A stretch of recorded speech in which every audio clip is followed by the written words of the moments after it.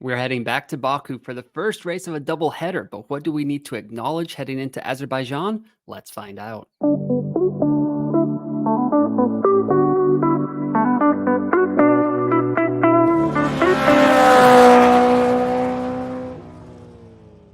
What is up, everyone? Welcome to another episode of F1 Fantasy Pole Position. It is Wednesday, September 11th. My name is Ewan, and on today's episode, we're going to get into a Baku Grand Prix race preview, an Azerbaijan Grand Prix preview, and some final team selection thoughts ahead of the first race of a doubleheader. Azerbaijan this weekend, Singapore Grand Prix next weekend. So we got some things to look at, kind of decide where our teams are going to be heading for these next couple of races. Just a quick reminder off the top, any likes, subscriptions, comments, always appreciated on the YouTube channel. And you can find me on X at F1UNFPL. But let's get into it here with the Azerbaijan Grand Prix preview. Baku City Circuit, 6.003 kilometers long. There's going to be 51 laps of this race. There's 20 corners, although 20 right there looks pretty much like a straight, but it's right before the DRS. Two DRS zones, and the first Grand Prix here was in 2016. So a fairly new addition to the calendar. Not the newest, obviously. There's been quite a few added to the F1 calendar since then. But yeah, Baku can sometimes spring up a banger, sometimes spring up a snoozer. It all kind of just depends on safety cars, if there's any crashes, that kind of thing. So it'll be interesting to watch heading into the weekend. Compounds for the weekend, C3, C4, C5, the same as 2 weeks ago in Monza. So we'll see if there's any kind of link between performance there on either of those tires. And then over here for the weather, Friday, Saturday, Sunday, 1% chance of rain on Sunday. Doesn't seem like there's going to be a lot to worry about in terms of weather next week. A little bit cloudy on Friday, 29 degrees Celsius on Friday and Saturday, and then a little bit cooler, 26 degrees Celsius on Sunday. I will be there on Saturday watching qualifying, watching FP3, watching the F2 sprint race, I believe. That's on the schedule as well. So I will have to bring some sunscreens because, 29 degrees Celsius is gonna cook me a little bit here, unfortunately. So moving over here to the Azerbaijan Grand Prix results from 2023, Charles Leclerc got qualifying, and then it was Sergio Perez, Max Verstappen, Charles Leclerc on the podium on Sunday's race. Fernando Alonso, Carlos Sainz, Lewis Hamilton, Lance Stroll, who we're about to talk about here in a second, George Russell, Lando Norris, and Yuki Tsunoda rounded out the top 10. Speaking of Lance Stroll, he has gone back down to a C-tier asset in F1 Fantasy. So I talked about him on Green Flag, Yellow Flag, Red Flag, which if you haven't checked that out, you can find it just on the YouTube channel, which you would have missed if you are subscribed to the channel. So do that as well. Greatly appreciated. So he's now 14.7 million. He's actually fallen 0.6 million over the last two races. But the interesting fact is that he's scored points every time he's finished the race in Baku. And if we're looking at his previous finishes here, 2017, he got third. With Williams, that's why the picture on the left there looks a lot older than Lance Stroll does. Looks pretty happy, energetic, optimism. Can I win a World Drivers' Championship? I don't want to tell young 2017 Lance what happens to him moving forward. 2018, he got 8th. 2019, he got 9th. 2021 was a straight up DNF. 2022, he got to the the certain amount of laps you need to not be a DNF. He got 16th, but eventually retired the car. And then in 2023, he got 7th. So he's got a pretty good track record in Baku. He's down in the C tier bracket, probably expecting him to score between 5 to 10 points. And usually that will be enough for a 0.5 million price bump. Say if Aston Martin looks really good here on Friday and Saturday's data, potential 1 million price bump coming up for Lance Stroll. But we will kind of see how that goes. We got some not so great cars. We got a rookie in Franco Colapinto here on the grid, who's going to be kind of going around Azerbaijan in an F1 car for the first time. So possibly a higher chance of a DNF as well, which would help Lance Stroll get a bigger boost as well. So if you are in desperate need of some budget, if you're at a weird price point in your team structure, we will talk about it in team selection, which you can find out in the timestamps below. Lance Stroll may be an option for you in Azerbaijan this weekend. Moving over here to Papaya rules, there's been a lot of talk of Lando versus Oscar. What's going to go down in the championship here? Is McLaren doing the right thing? that's probably for a different podcast. This is a fantasy podcast, so we will just kind of keep it to a fantasy related topics here. But just want to kind of go through the season, see where managers should be going with the McLaren squad. So as you can see here, I've got average race position, average qualifying position, points per race and points per million for the season, and then points per race and points per million for the last 5. Those do not include driver of the day because Lando kind of in a landslide with how many driver of the days he has had. So average race position for both these guys, Norris is at 4.3, Piastri is at 4.9. Average qualifying position is Lando at 3.3 and Oscar also at 4.9. And that's season long. So some of the like more recent results where, I mean, Lando's gotten pole and kind of not finished first have affected that obviously, but the points per million and the points per race for the season and for the last 5 are really interesting. So points per race for the season is Lando at 23.8, Oscar at 22.6, and points per million is Lando at 1.11 and Oscar's at 1.08. So for the season, Lando has actually been a better bang for your buck, just kind of getting on him with the points and all that. The points per million, it does include driver of the day because I couldn't calculate it without it. So just a little disclaimer there. And then points per race over the last 5, Lando is at 30.6 while Oscar is at 27.6. And then points per million over the last 5 is Norris at 1.24 and Piastri at 1.28. So Piastri is just edging Lando there in the points per million, including the driver of the days that Lando has been getting as well. So I think the conclusion that I'm coming to here is you really can't go wrong with either McLaren asset. You can definitely get the constructors. They're a fantastic asset as well. However, it really just depends where you can go. If going down to Piastri enables you to maybe get like a Hamilton or a Charles Leclerc in your F1 lineup, then I would go there. But if you're in a weird price point, that's where I'm actually at with my T1 team. I can't really move off of George Russell all that much. I can get up to like, I could do Oscar and like Carlos Sainz, but I'm not sure if that's a better combo than Norris and George Russell. So that's kind of where I'm at. Like if moving down from Lando to Oscar gets you a better asset than like a Checo, a Carlos, or a George, and you can move up to Lewis or Charles Leclerc, I would go for that. But if you don't have that, but if it's not going to get you that much to move up there, then I would just stick with Lando Norris for now. So that's where my head is at for the papaya rules. But I think in conclusion, you really can't go wrong with either option here for McLaren. Moving over to the constructors here, flirting with Ferrari. A lot of you guys have actually already gone with Ferrari, so great job by you. But I just want to look at their performances historically at Baku and Singapore because those are the next 2 races coming up. Now, the difference this season is that Baku is traditionally like in the spring, like in the April, May portion of the calendar. And then Singapore is later in the year. I think like right now is usually when Singapore is at.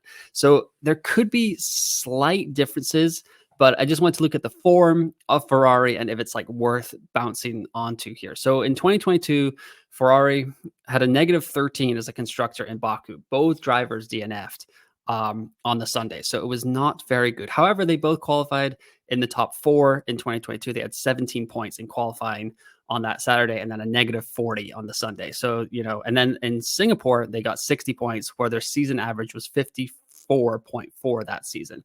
Then in Baku last season, they got 63 points, if I can blow that up. Yep, 63 points. And then they got 70 in Singapore. So they improved, and they both races, they improved their score over their season average, which was 45.2. So Ferrari fairly strong at these 2 tracks coming up. Some of you have already gone there, so great job by you. And if you haven't, if you're like me, who did not get there in Monza, I didn't have enough transfers, unfortunately, it is probably a good idea to get on Ferrari. So what we were just talking about there with the papaya rules between Lando and Oscar is if you go down from Lando to Oscar, then that will definitely give you enough money to upgrade from a Mercedes to Ferrari because there's really not that much difference. So if you really want Ferrari, that could be an option that you need to go to. That's something that I'm thinking about as well, but we'll get to that in team selection here. But since I did this with Ferrari, I wanted to look at the top 4 teams that we're all kind of choosing between. Not really so much Red Bull anymore, but these were just the results. So from 2022 Baku, 2022 Singapore, 2023 Baku, and 2023 Singapore. So Red Bull in 2022, scored 88 at Baku, 75 in Singapore. And then in 2023, they scored 108 and then 108 in Baku and 54 in Singapore. We know what happened in Singapore. There was quite a lot of chaos with Red Bull. It was the one weekend where everyone was kind of scrambling to get Red Bull assets out of their team. McLaren in 2022 scored 18 points in Baku, 45 in Singapore, and then 23 in Baku and 64 in Singapore. Quite a big difference there after they start to upgrade their car. Ferrari, as we went over, negative 13, 60, 63, and 70. And then Mercedes, 59 in 2022, 35, or in 2022, Baku, they scored 59. Singapore, they scored 35. Baku 23 was 49 points. And then 2023 Singapore was 47. So Mercedes kind of not as great at these tracks. Those are traditionally hotter tracks. Mercedes, a little bit of a cooling issue. We'll see if that crops up here at these next couple of tracks in Baku and Singapore, especially as a result of a double header. Not as much time to kind of like flip around and make adjustments or huge adjustments to the car with just 7 days between each race. But it's pretty encouraging for Ferrari here. Also encouraging for McLaren as both of their points have gone up in those seasons. Obviously, like I was mentioning earlier, there's a pretty big difference in the calendar between those last two seasons and this season, as Baku and Singapore are almost like in the first quarter and the last quarter of each season. And now this season, they're right next to each other. So we'll see if there's any trends here. Just wanted to kind of highlight it that McLaren and Ferrari do slightly improve from Baku to Singapore, but I would say that Ferrari is pretty strong at both of these tracks as well. Red Bull, pretty good as well, but we know that that car has really fallen away over the last couple of races. So we'll need to see something from them in Baku for anyone to really trust them heading into Singapore. But they struggled mightily in Singapore last year as well, so we may not trust them there either. But just a heads up with all of this stuff when it comes to the constructors that you're picking. But now let's get into some team selection. So here's my T1 team, a 121.4 million in the bank here. As you can see the lineup right now, if you were looking at my early team selection, it's still the same. Haven't made any transfers yet. Norris, Russell, Colapinto, Gasly, Albon, Mercedes, and McLaren here. Like we were talking about just a second ago with the Papaya Rules portion, that our segment that I was mentioning earlier, like I can go Lando down to a Oscar and keep two McLaren assets in there, and then quite easily get to Ferrari and set myself up that way. Leaves me with 1.8 million in the bank. I think I would just be a little bit short of getting to, the Carlos Sainz or Sergio Perez area. So that would have been quite handy. But that would have involved me taking a hit, which I'm really trying not to do down the stretch of the season. Giving points back to the field is not ideal. So that's one option there. Maybe just flipping the Papaya assets and then bringing in Ferrari instead of Mercedes. That way I'm exposed to 3 of the top 4 teams, like I really like to do when these teams are so close right now. However, there is another option here where if I don't mind Lando and for some reason Red Bull looks like they are just storming the field in Baku, I can take out both Mercedes assets here, plug in Red Bull, and leave myself with who we were just talking about a second ago, Lance Stroll. Gives me a little bit of a budget boost, 0.9 million in the bank there. Red Bull Racing, McLaren, Lando, 3 of the stronger assets for the season in the game. Checo, I mean, he won here last year, traditionally does quite well at the street circuit. Could be an opportunity to get a little bit different here. Keep probably the best driver on the grid for F1 Fantasy in your squad. Gain a little bit of budget here with Lance Stroll. See what's going on with these 3 back markers here as well, and Franco, Pierre, and Alexander. And McLaren and Red Bull. This isn't my top option, but it's just a little nugget in case Red Bull does look insanely good in the data. I don't really have any interest in using my transfers on these back markers right now.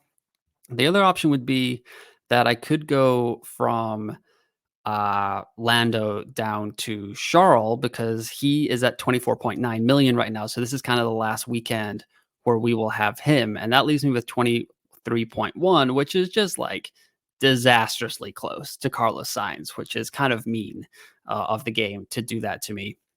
So that would keep me in the George Russell area, but I could downgrade that a little bit. And yeah, could go from Lando to Stroll, and then I would have enough money to get up to Ferrari and just kind of ditch the double McLaren and pivot over here to the double Ferrari, especially with how good they've been at Baku and how good they have been at Singapore. Could be an option to set me up to roll a transfer in Singapore potentially. Because if you remember, George was also fighting for a win last year in Singapore, just kind of crashed at the last corner. But there's lots of options going on with this T1 team with 121.4 million in budget. So let me know what you think in the comments below. Do you have a similar budget? What are your lineup moves? But let's go over to a team with a little bit more budget. T3 squad here with 128.9 million in the bank, which sounds absurd for a budget. I know some of you guys have even more than that, so great job by y'all. Let me know in the comments below how much budget you have to play with heading into Azerbaijan. Right now, the team is Norris, Hamilton, Albon, Hulkenberg, Colapinto with Mercedes and McLaren. So as you can see here, I didn't get any Ferrari in my squad heading into Monza, which is a little bit of a regret, kind of playing catch up right now. But Lando did okay. These guys everyone did all right. I was able to kind of save a little bit of face there with what the rest of them did. 4.8 million in the bank here. So like if Ferrari is just looking fantastic, I could just do a very simple swap right there and like take Lewis and Mercedes out and put in Ferrari and Charles Leclerc. Nothing wrong there at all. Would get me double Ferrari, line me up quite nicely for Baku and for Singapore potentially. However, with the 4.8 million that I actually already have in the bank, there's an option to kind of get out of this back marker nonsense that's roaming around here. It gives me 10 million exactly. So I could get to a Pierre Gasly here, which I don't know. Is that really a great use of a transfer? Nico Hulkenberg falls a little short of getting me to Lance Stroll. That would be an easy price budget. The thing I'm mostly thinking is, and as of this recording, which I'm recording a little bit earlier than it is actually being published, Ollie Behrman has not been added to the game. So I don't know his price here. If he comes in under 10 million, then upgrading Colapinto to Behrman is an option. It's probably going to cost me a transfer on the way back as well. However, Behrman, even if he's in a Haas, like he showed enough in that Saudi Arabia Grand Prix with the Ferrari that it feels like a 0.5 million, a 1 million price increase is on the cards for Behrman if he can just wrangle that Haas a little bit. We'll see how he does. That's going to be his F1 team in 2025. So if he comes in anywhere where I can maybe just upgrade him a little bit, or maybe not even Colapinto since he's all the way down there, like that's a pretty nice asset in a Williams, but say he's in the range where I can upgrade Albon or Hulkenberg, I would seriously consider doing that because I believe in his talent. We'll see what the data says, but we should know pretty soon what Ollie Behrman's price is going to come in at. When he left Ferrari after Saudi Arabia, he was at 15 million. He rose a million in price that weekend. So I don't think they're going to put him at 15 million in a Haas. It could potentially happen. I'd be a little bit surprised, but if you followed me during the whole Logan Sargent thing, you know that I got that pretty wrong. So this game is very surprising. So we will see what the developers decide to do with the Ollie Behrman situation. However, if all of that just doesn't really come to pass or whatever, upgrading any of these options here, I mean, Lando, I'm probably going to keep, but the Lewis Mercedes kind of swap to like a double Ferrari or that kind of thing. Maybe if the Red Bull shows a bunch of data, like I was talking about with my T1 squad as well, I could flip to Red Bull pretty easily, just with a couple of tweaks here or there. But yeah, that's kind of where my head is at in my T3 team, which is top 1,000 in the world and has 128.9 million in budget. One last reminder for lineup lock here on Saturday, September 14th at local time. It's going to be 4 p.m. UK, 1 p.m. and USA Eastern at 8 a.m. So yeah, just make sure you set those clocks if you're on the East Coast. You've had it pretty easy recently with the European legs, but these next few races might start to get a little bit tricky on the calendar here. But yeah, should be a pretty fun race in Azerbaijan. I'm looking forward to go to my first F1 race. A couple of you guys have already left comments and tips for F1 races specifically. If anyone has any tips for Baku in general or more F1 tips, I would gladly welcome them. Got some earplugs ready to go to kind of drown out the noise a little bit so I can maintain my hearing coming back from my first F1 session. But super excited for it. I will do like a YouTube short of just like maybe like around the city or being at the track. So like and subscribe to the channel. That way you get pinged whenever that goes live. But yeah, like I said, like and subscribe to the channel, 5 stars on the podcast, wherever you're watching or listening. Greatly appreciate all the support. Give me a follow on X. On Saturday morning, I'll be tweeting out a storm over there for F1 fantasy as well. But good luck in Azerbaijan this weekend. I will be back with a full slate of preview, green flag, yellow flag, red flag, race review, all that fun stuff next week ahead of the Singapore Grand Prix, the second part of this doubleheader. But once again, thanks for watching. Thanks for listening, and I will talk to you next time.